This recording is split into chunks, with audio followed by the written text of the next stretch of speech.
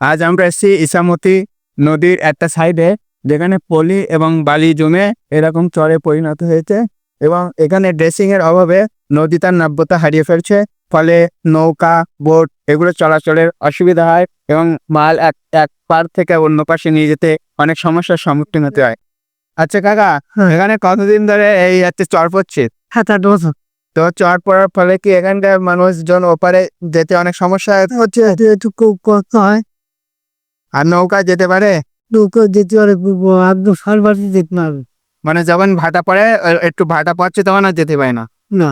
আচ্ছা আচ্ছা। তো আমরা এই কাকার থেকে জানতে পারলাম যে নদীতে চর পড়ার কারণে ওধারে এবং এধারে নৌকা চলাচলে অনেক সমস্যার সম্মুখীন হতে হয়। তো আপনারা বুঝতে পারছেন যে এটা খুব ড্রেসিং করার প্রয়োজন।